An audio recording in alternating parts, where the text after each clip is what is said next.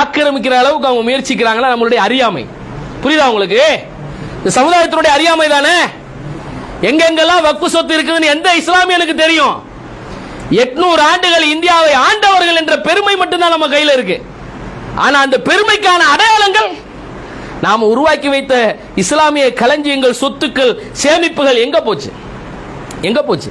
எவ்வளவு சொத்து இருக்கு தெரியுமா? ஆனா இந்த முஸ்லிம்கள் தான் இன்னைக்கு எப்படி இருக்கும்? கையேந்தி நிக்கிறோம். நம்ம ரொம்ப ஏழ்மை வறுமை கீழே வாழ்றோம்னு இன்னைக்கு சில ஸ்டாட்டிஸ்டிக்ஸ் சொல்லுது. ரங்கநாத் மிஸ்ரா, ராஜேந்திர சர்ச்சாரு பல கமிஷன் போட்டாங்க. அதெல்லாம் என்ன சொல்லுது? முஸ்லீம் ரொம்ப கீழே இருக்காங்க, வறுமையில் இருக்கிறாங்க. ஆனா நம்ம முன்னோர்கள் சொத்துக்களை தூக்கி கொடுத்துவிட்டு வெள்ளைக்காரனை எதிர்த்து போராடுனதுக்காக படிக்க வேணாம், ஆங்கிலம் பேசக்கூடாது, இங்கிலீஷ் பேசக்கூடாது, வெள்ளைக்கார மாதிரி நம்ம இருக்கக்கூடாது, ட்ரெஸ் கூட போடக்கூடாது, அப்படி பேசி தூக்கில் போடப்பட்டவர்கள் எல்லாம் உலமாக்கள், ஆலிம்கள். நீங்க வரலாறு தெரிஞ்சுக்கணும். சாதாரணமான முறையில் இல்ல. வெள்ளைக்கார எந்த கோயிலுக்குள்ளேயோ சர்ச்சுக்குள்ளேயோ குருத்வாரங்களுக்குள்ளேயோ பூந்து சுடல, பள்ளிவாசலுக்குள்ள பூந்து சுட்டான் துப்பாக்கியால. இன்னைக்கு உத்தரப்பிரதேசத்தில் கூனி மஸ்ஜித்னு இருக்கு, ரத்தக்கரை படிந்த பள்ளி, அதுக்கு பேரே. பள்ளியில தான் முஸ்லிம்கள் என்ன பண்ணாங்க? உலமாக்கள், ஆலிம்கள், மார்க்கத்தை கற்றறிந்தவர்கள் வெள்ளையர்களுக்கு எதிராக போராடணும். வெள்ளைக்காரன் இந்த நாட்டை அடிமைப்படுத்துறான். ஏன்னா முஸ்லிம்கள் அதை இழப்பா நினைச்சாங்க. நம்மள்ட்ட இருந்தது ஏ அமாரா தேஷ். இன்னைக்கு எவன் சொல்றான் ஏ அமாரா தேஷ்? ஒரு முஸ்லிமுக்கு தான் 100% சொல்ற தகுதி இருக்கு. ஏ அமாரா தேஷ். இந்த தேசத்தை யாருக்காகவும் விட்டு கொடுக்கல எந்த முஸ்லிமும். விட்டு கொடுத்தோமா? இன்னைக்கு பேசுறான் சலோ பாகிஸ்தான். நாங்க அன்றைக்கு எந்த முஸ்லிமும் அங்க போகல, கபிரிஸ்தானுக்கு வேணா போனாரு. எந்த முஸ்லிமும் எங்களுக்கு பாகிஸ்தான் போனோமா? இந்த நாட்டை விரும்பி நேசித்து இந்த நாட்டுக்காக உயிரை கொடுத்து சொத்தை கொடுத்து படிப்பை இழந்து எல்லாத்தையும் தூக்கி கொடுத்து இந்த நாட்டின் அடையாளமாக இருக்கிற இஸ்லாமியர்களான நாம இன்றைக்கு இப்படி இருக்கிறோம்னா நம்முடைய அறியாமை.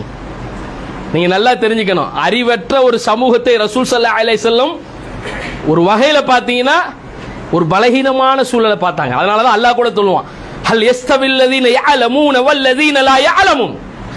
ஒருத்தர் இல்மை கற்றவர் கல்லாதவர் சமமாக மாட்டார், ஈக்குவல் ஆக முடியாது.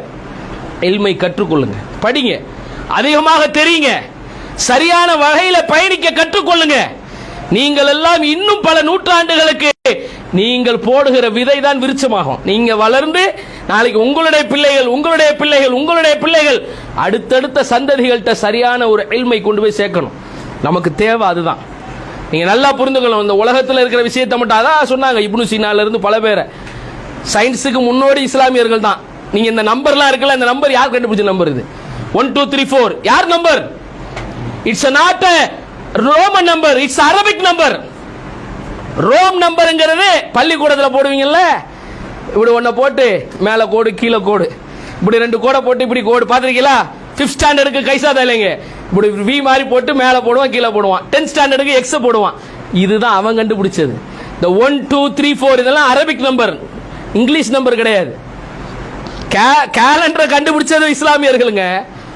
உமர் பின் கத்தாப் ரலியல்லாஹு ஆட்சி காலத்துல தான் இந்த ஹிஜ்ரி நாட்காட்டியினுடைய அவசியத்தின் புரிதல் வருது. அது தேவைப்படுது. பத்ரா உஹதா எப்படி ஆண்ட கணக்கு. இப்ப கூட ரிபப்ளிக் டே ஃபர்ஸ்டா இண்டிபெண்டன்ஸ் டே ஃபர்ஸ்டானா சில பேருக்கு டவுட். எதுப்பா ஃபர்ஸ்ட்? ரிபப்ளிக் டே ஃபர்ஸ்ட் ஆயாக்கி இண்டிபெண்டன்ஸ் டே ஆயா? இண்டிபெண்டன்ஸ் டே ரிபப்ளிக் பாத்தீங்களா? கைகோ ஹமே ஹஸ்தே கைகோ ஆதா ஐசா. ஜனவரி ஃபர்ஸ்ட் வருது, ஆகஸ்ட் அப்புறம் வருது. கரெக்டா இல்லையா? ஜனவரி 26 ரிபப்ளிக் வருது, ஆகஸ்ட் 15 இண்டிபெண்டன்ஸ் டே வருது. ஆனா இயர்ல 1947ல ஆகஸ்ட் 15ல இந்தியா இண்டிபெண்டன்ஸ் ஆயிடுச்சு, சுதந்திரம் ஆயிடுச்சு. ஆனா 1950 ஜனவரி 26ல தான் ரிபப்ளிக் ஆகுது. அப்போ ஒரு ஆண்டு கணக்கு போடணும்னா அதுக்கு இயர்ஸ் தேவை. அது எது ஃபர்ஸ்ட் செகண்ட் தேவை. அதுக்கு வந்ததான் ஹிஜ்ரி.